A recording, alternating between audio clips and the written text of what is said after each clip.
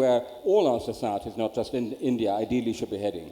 You referred to multiculturalism, and that brings me to the issue of academic freedom, and drawing from three phrases or three ideas that you write about in the book, what has happened in the West. One is, of course, academic freedom and how it gets threats.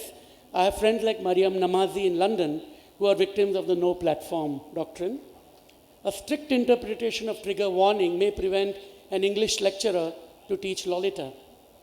And thirdly, if the safe space doctrine is carried very far, campuses become kindergartens. Now, in that kind of a context, now, and I'm associated with PEN International, as some of you know. PEN American Center has produced a report recently about the rules and principles for campus free speech. Given that you refer to JNU, and given that what's happening at Ashoka and other universities, what lessons should India draw? I think that universities should indeed be safe spaces for free speech. Where, if not in a university, are you going to be able to hear all the views, also highly controversial, distasteful, and provocative ones? Where, if not in a university, are you going to be able to debate the reality, the evidence for what is happening in Kashmir, for example, and not simply toe an ideological line? So my view is, simply put, that all universities, starting with my own, but also, if I may say so, in the much more difficult circumstances in India, should be absolutely standing up for the right to freedom of expression on the most difficult subjects of their students and their faculty, defending them to the last, but within that space which you have defended, teaching civilized debate and robust civility of the kind. So it's not just anyone can say anything they like. It's the university is the place where you do hear all views, but they're challenged and criticized. We use argument, we use reason, we test them against evidence, and we always let the other person be heard. So I hope that it'll be possible for Indian universities to stand up for that vital function of the university as a safe space for free speech. So in other words, we argue with Kanhaiya Kumar, Shehla Rashid, Umar Khalid, and Anirban Roy, and not throw the law at them. Indeed. Well, that, of course, is a matter for in the first place for the state and then the prosecuting authorities. Yeah. And ideally, some of those laws, I would suggest, should be amended. But it goes back to what I said a moment ago, that these taboos can be imposed if they don't meet resistance from the society. But if there's a really strong solidarity of academics, of students, of lawyers, of journalists, then those who want to abuse the laws will actually retreat. So it's not just up to them to change the law, it's as much up to us. You talked about, I want to turn to companies a little bit because they are the cats in this picture. You talked about Google standing up to China in the book. We also know that Apple stood up to the Department of Justice, but not all companies are brave. Some plead inability to act because of the state and the sovereign rights argument. And then you have other laws such as the Investigative Powers Act in the UK, the counter-terrorism laws in the US, and India's record, a world record, for making the largest number of requests to Google or Facebook to take down content. Many companies in the IT sector like to talk about it, they like to talk the talk, but then they fall behind the whole sovereignty argument and don't speak up. What should companies be doing? What should we as users expect the companies to do? Should we expect them to be the libertarian hope, or should we see them also as a rival or as an ally? Well, what's for sure is that the kind of cyber-libertarian utopian dreams of the 1990s have not been realized. The internet of itself doesn't set anyone free. People set people free, right? That's always been true. People set people free, not machines. But you can use the internet. You can use the liberating possibilities. Now, what I call the private superpowers, particularly the big one, the Googles, the Facebooks, the Twitters, are an extraordinary, unprecedented phenomenon in human history. because they are actually creating a global public sphere, a global public square, which is privately owned. The acronym for them is POPs, privately owned public spaces. And they decide what you can see there and what you can't. They decide how much privacy you have there and how much you don't. I have a lot in the book about the way they work. I'll give you a small example. Many of you will know the famous classic picture from Vietnam in the early 1970s of the naked little girl running down the road because she's been burned by napalm and her clothes have been burned off her. Facebook's automatic filtering software took this photo down from the Facebook page of a leading Norwegian journalist and then blocked his whole Facebook page because they don't allow nudity. And the machine said, this is nudity. Now, fortunately, the Norwegians stand up for free speech. They made a fuss, and that one was restored. But for every one case where they did make a fuss and Facebook corrected, how many other cases are there that we don't know about? So what I think we have to demand from all our companies, great and small, is more transparency, more accountability. Tell us what you filter, tell us how you filter it, give us examples, and how can I appeal it? Because if the state bans it, at least in principle you can go to law and appeal to a court of law. If Facebook bans it, or Google or Twitter ban it, there is no court of appeal. It's just gone. So we have to watch those big cats as much as we watch the big dogs. And they are very large, so they are almost monopoly powers. So it's not that you could go somewhere else instead. So the threat is very real indeed. There's one more issue that affects a lot of writers in India, which is the law on the criminal defamation. Now, unfortunately, the recent Supreme Court judgment upheld criminal defamation. In Britain, we have moved away from that, actually, which is one of the few major victories in the battle of free speech. But this has affected people who are writing books on companies, and in theory, this can affect a stock market analyst who might have serious questions about a company, writes an equity research report, and says that the company A is likely to do badly because of X, and the criminal defamation law can be used to stop it. I know a friend of mine who's written a book recently, faces 1,000 crore defamation suit, criminal defamation suit. And this does have a chilling effect. Is there time for India to look at something like the Reynolds rule in Britain or the New York Times versus Sullivan case and make distinction between public personality and private personality, and also to do away with criminal defamation?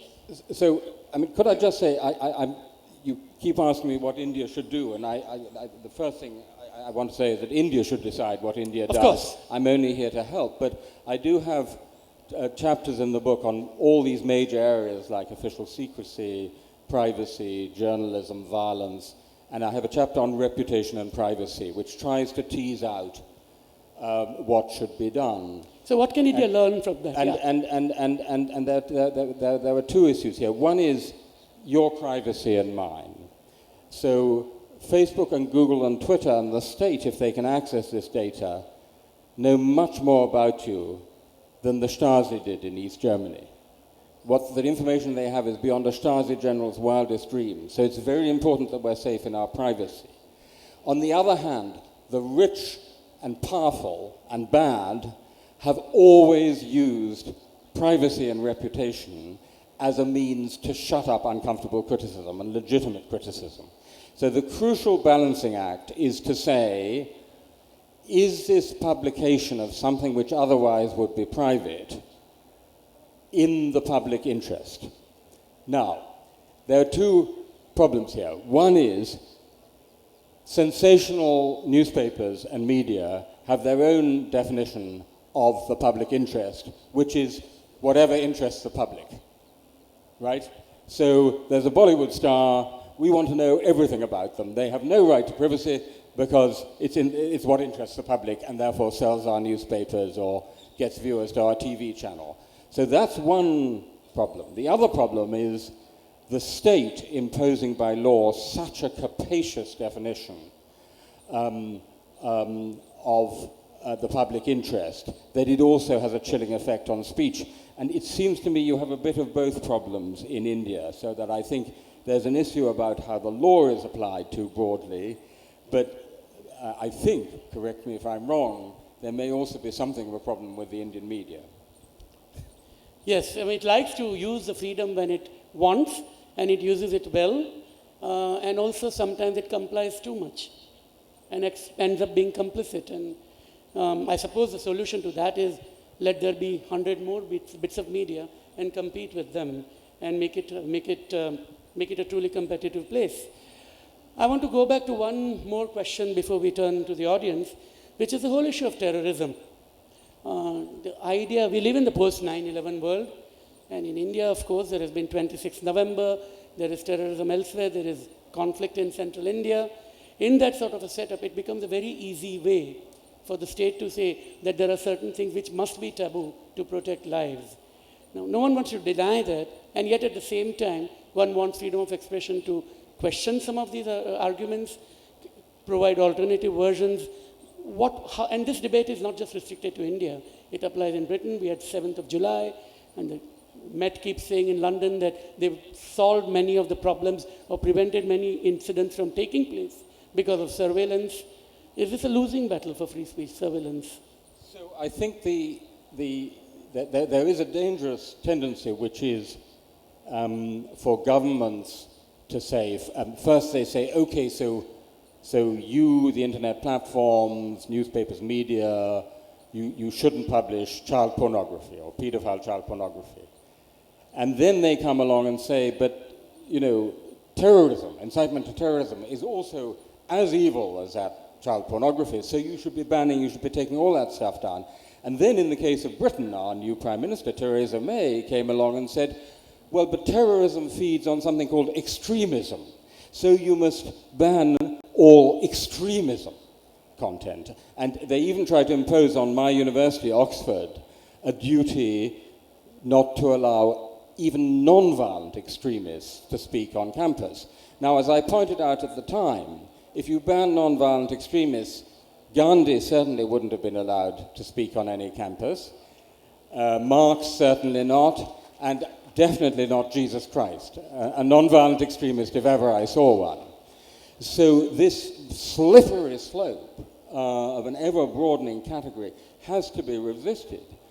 I think that direct incitement to violence, including terrorist recruiting, actual recruiting, should be banned by both the state and the private superpowers. But the best way to combat extremism is to bring it out into the open, to expose the hollowness and hypocrisy of its arguments, and to counter them forcefully with more free speech. It's very interesting. Our new Vice-Chancellor at Oxford is a woman called Louise Richardson, whose formative experiences were in Southern Ireland at the time when the IRA was emerging. And so she knows about terrorism and about how attractive terrorism can be, particularly if it has the glamour of being banned, the glamour of being better. Nothing a terrorist wants more, an extremist wants more than to be banned. It's best possible publicity. And out of that experience, she has become one of the world's leading experts on counterterrorism, and she is absolutely convinced that the best way to counter extremism, to counter the recruiting grounds for terrorism, is more speech, robust criticism, better speech. That's the way to counter this, to drain the swamp of terrorism, not trying to ban it. So the oxygen of publicity is a good thing. The oxygen of publicity is a very good thing, yes, as long as it's clean air and not the air you get in Beijing. Yes. And Delhi, I might add, yes. We have time for questions, about 10 to 15 minutes. I see lots of hands. I'm going to take one by one and then probably bunch them together. Sorry? 3-4 questions at the same time. I'll try to remember them.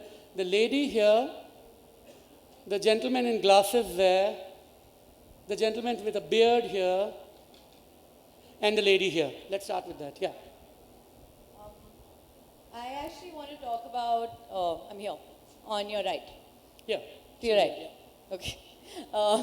I want to talk about free speech in terms of how there is now forced speech and expression in India. You spoke about how the Supreme Court sort of upholds the idea of free speech I want to very humbly disagree, because if you don't disagree with the Supreme Court humbly, you go to jail. So most humbly, they have just recently passed a judgment where it is mandatory to play the national anthem and stand up for it before every film you watch in a theater. That is forced speech and expression. You have to stand up when the national anthem plays. They have a special set of guidelines for disabled people, which is grossly offensive. So just the idea of forced speech and expression, and even in the context of the United States, and how now suddenly they're very offended by stepping on the flag and, you know, sort of desecrating it.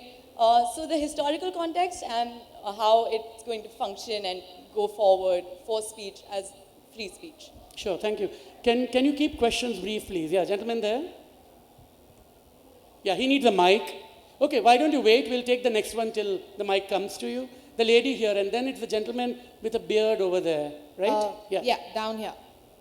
Hey, so my question is, especially a little earlier when the Charlie Hebdo case was so huge, one of the major debates that came up was free speech, the freedom to express versus the freedom to offend. So where do you draw the line? Is there a line that's to be drawn, or is it upon individuals to be tolerant and civil, like you said, or is it a person's responsibility not to offend? The question, does he have a mic? Yeah. Not yet, okay. Then you. And the volunteers, can you give a mic to the gentleman who's standing? Thank you. Sir, this is not a question, this is just a viewpoint. What I feel, Keep it brief, please. Yeah, thank you. Yeah, the things are not that bad. The suppression of the free speech keeps cropping up whenever the states or the institutions feel they are threatened. It happened during Madam Indira's time, and now again we are feeling that. If that is happening, that the state is feeling threatened by us, by our free speech, is a positive sign. That the feedback we are getting. Yes, we are able to threaten them. So I would like to have your views on this also. Okay, thank you. Thank you for your insights. I would love to hear your views on internet governance. You talked about the need to keep the big cats in check. I would like you to get into the how. Like, how do you feel the big cats can be monitored, and how much do you see the state's involvement in the process? Okay, thanks. Right, well, a great set of questions. So, the right to free speech, properly understood, is the right to say what you like or not to say it. The right to hear what you like or not to hear it if you don't want to. So that's really important. It's the right of the speaker and of the listener to say it or not to say it. So that in principle, with very few exceptions, one should be against both compelled speech and compelled listening. Now, all of us know one exception, which is the safety announcement in an airplane. Yeah, you're compelled, well, at least to hear it. You may not listen, but you're compelled to hear it. But there have been cases in the United States where, for example, in some states, doctors, before performing an abortion, have to warn the woman with a highly tendentious ideological statement, which they hate to say. So I think it's really important to hang on to that. Now, this actually connects to the Charlie Hebdo question because, look, the basic position of principle is no one has a right not to be offended, okay? But that doesn't mean we have a duty to offend. I actually would go to great lengths in my personal life not to offend people's feelings, not to offend their religious feelings. And so when it comes to the Charlie Hebdo cartoons, I would never have republished them in The Guardian or the New York Times in the normal course of events. But when the Charlie Hebdo journalists had been brutally murdered simply for publishing these things, then the meaning of the act of republication changed completely. And instead of being a gratuitously offensive thing, which I would not otherwise do, it became a defiance of the assassin's veto. It became a necessary way to say, you will not silence us by violence, by murder. So it's a very special case, but it's the exception to the rule. The third question I think it was a comment from the gentleman here about the state should be afraid. I mean, isn't it a good thing if the state is afraid of our right to speak freely? Yeah, I mean, look, free speech, properly conceived and properly employed, has always throughout history been a weapon of the weak against the strong, from ancient Athens to this day. And that is why the powerful, whether they're economically powerful or politically powerful or militarily powerful, or maybe it's a matter of relations between the sexes, of men being in a dominant position, for example, the powerful are always afraid of free speech, because free speech is the power of the powerless, as Gandhi understood magnificently. So I think that's exactly right. It's a good thing if they're not too secure in their government seats, wherever we are. Finally, very quickly, controlling the big cats. You know, I spent quite a lot of my time in continental Europe, particularly in Germany, and there's a strong tendency to say, oh, Google and Facebook are doing some bad things. We must immediately get the state to do something about it. We must regulate it. We must control it. We must legislate it. And that itself is a very problematic reaction, because then you get over-regulation and over-restriction.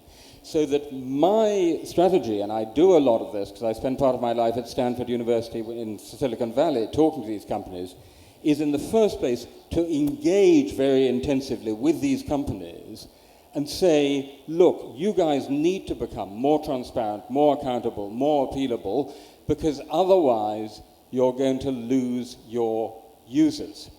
And since we the users are how they make all their money, by selling us to advertisers, yes, it's free to us, but they're selling us to advertisers, the one thing they are truly afraid of is losing their users. So I think we have a better chance of controlling the big cats if we are, if I can put it this way, networked mice. There was the lady here, the gentleman with glasses there sitting down, the gentleman here. Anyone right at the back? Yes, I do see a hand, but I see, yeah, the one that's waving with a red strip or something? Yeah, that's the one, yeah. And if the mics can be, first the lady here. And you know who you are, right? The gentleman there, and the person waving his hand with a red, yeah. Yes, hi. And please keep it brief, because then we can have one more round, because I think we still have 7 minutes. A little while earlier, you were talking about heckler veto. So, Heckler. Yeah. So I want to understand in the context of social media hecklers, basically, because there it gains a lot more momentum, because there's a sort of anonymity that is provided to such kind of hecklers, and it snowballs very soon. So what happens there is people have protection because they do not know who are the people they are heckling against. So it provides them anonymity, as well as it kind of makes the person they are heckling, it makes them inanimate. It becomes a thing. So how do you engage these kind of people? Yeah, and just to add to that, Swati Chaturvedi has written a very good book about it, about what it means being trolled and the kind of forces that are behind. Yeah, thank you. Okay, we need a mic there. Is there any? Oh yeah, why don't you start then? But let's have a mic for this gentleman here and the one sitting down. I'll come to you if we have time.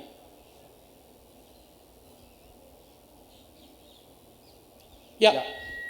So, sir, I wanted to ask, we condemn the attacks on the writers or the bloggers by the terrorists, but then how are the attacks justified by the government? Say, for an instance. Can you keep the mic closer to your mouth? Yeah, just for instance, like the imprisonment of Julius Assange, and then the imprisonment of the U.S. Soldier, which has just been pardoned by Barack Obama. And how is that justified and different than the attacks by the terrorists on the bloggers? Because both of them are doing the same thing, right? Both of them are exposing the things which they don't feel are right according to them. So how both of these things are different? I'm sorry, I didn't. Can you very briefly say, and once again clearly, because I'm sorry, keep the mic very close to your mouth. How is the attack by the terrorists on the bloggers different from the imprisonment of the Julius Assange and the American soldier who has just been pardoned by Barack Obama because he released some information about the government? So you spoke about bloggers and Julian Assange, Yeah. but I'm sorry, I didn't get the rest of the question. So how I'm sorry. Yeah, it's all.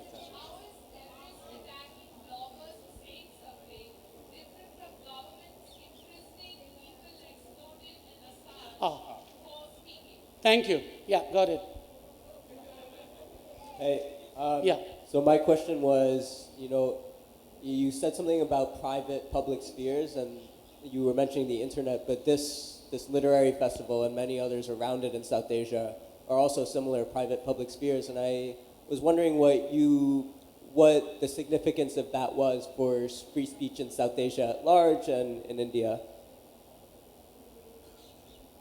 Yeah. You have a mic? Not yet. Sorry, is the gentleman there?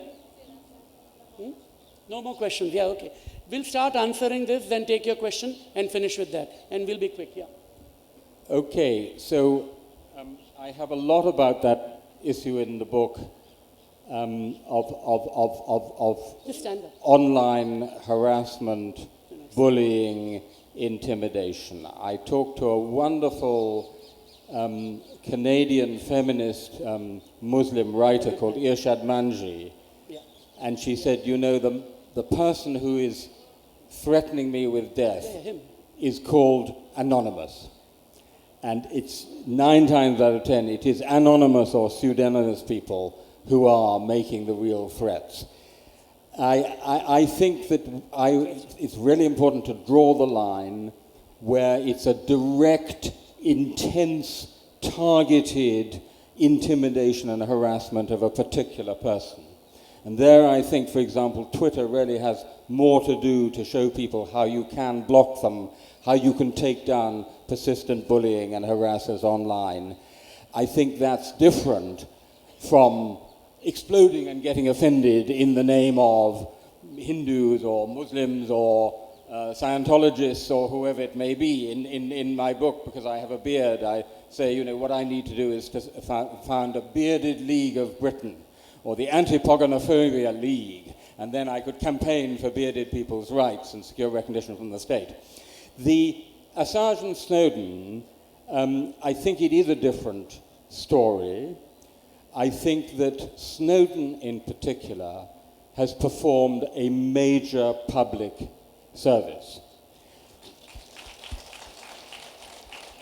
Because the most dangerous moment for anyone is when public power like that of the United States and private power like that of Google, Facebook, and Twitter get together covertly to share information on us. There the possibilities are really terrifying of the kind of surveillance. Much of it, as we then discovered, thanks to the Snowden revelations, to no real positive effect in fighting terrorism. It was actually useless, but it was mass surveillance.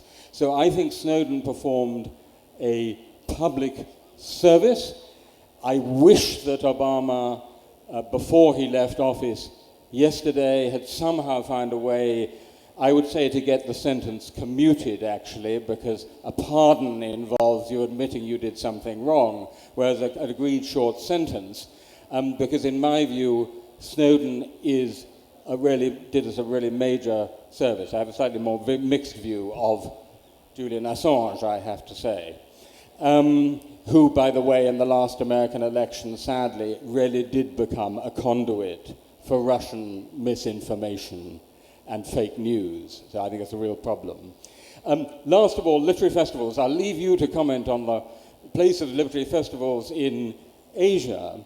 But the one thing I would say is there's nothing to compare with being there.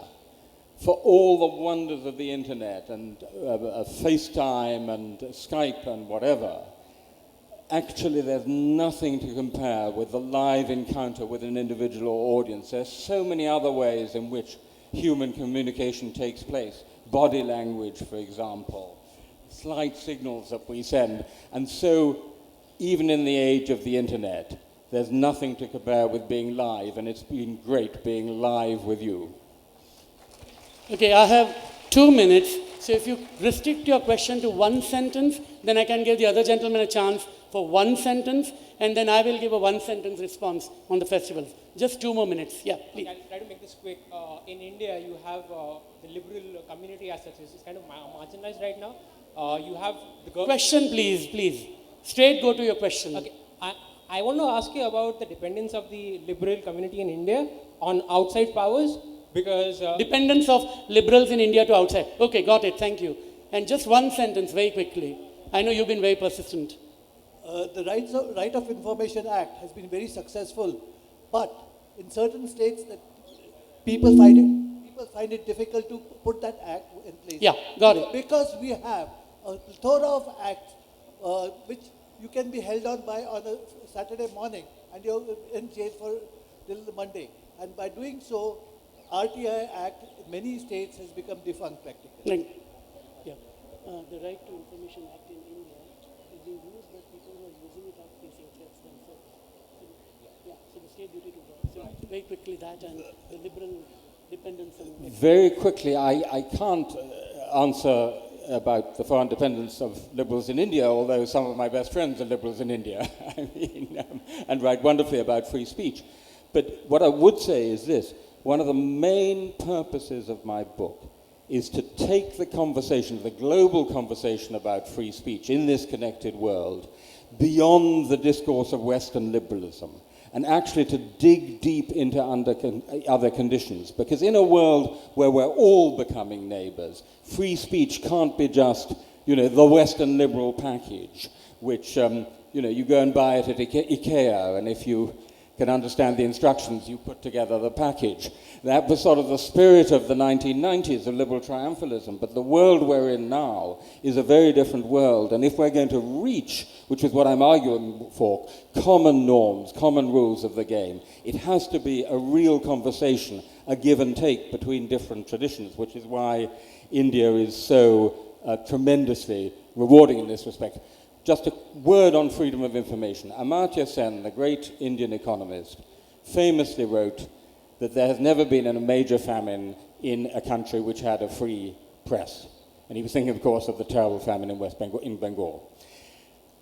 I think this is true. And therefore, particularly in developing countries, freedom of information is at least as important, if not more important, than the pure freedom of expression. I think it's the key, actually, to free speech in developing countries. Very quickly, in one sentence each, freedom of information is, of course, important, and the person who wants the information, his or her rights must be protected. That's one point. On liberals of the world, liberals in India dependent on liberals abroad. Hey, if multinationals from India depend on multinationals abroad, if the Indian government cooperates with governments abroad, why can't liberals do the same? Huh? Yeah.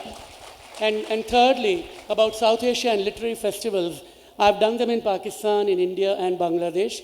It's a fantastic opportunity, but we should not forget that the bloggers are being killed in Bangladesh. We should not forget that Kandil Baluch and that wonderful woman who ran the second floor space where people were able to talk about Baluchi issues, she was also killed. These things should not happen, just as Dr. Kalburgi and others should be with us at festivals. So yes, South Asia has a robust environment, but it also has significant threats, often without the state, but often the state is complicit. Thank you. Thank you very much, everybody, for being here, and thank you to Timothy and Salil. They will both be available for more questions if you have them over at the book signing tent, just to your left. If you've got any more questions and also you would like your book signed, you can get your books from the bookshop, which is to the left as well. And please, just a very friendly reminder to please pay for them before you leave. We are very excited that you would all like reading material. But there are the extra tills available now, so please head over that way to get your books. Our next session will begin at 3:45, The Dishonourable Company, How the East India Company Took Over India. And just before you all leave, I just would like to remind you please about the ZJLF mini stories. Abha K, who will be launching his book at Front Lawn Stage at 4:45 this afternoon, is lending his talents to our ZJLF mini stories thread. This morning he began a story with one tweet, and you are all invited to contribute to this story by uploading your own tweets at our handle at ZJLF Mini Stories. 7 will be chosen and displayed across all our Twitter walls, and the story will be concluded by Abke at 6 p.m. this evening. So do get involved with that one. Now we are very busy, so please can I ask you to move in an audible fashion and keep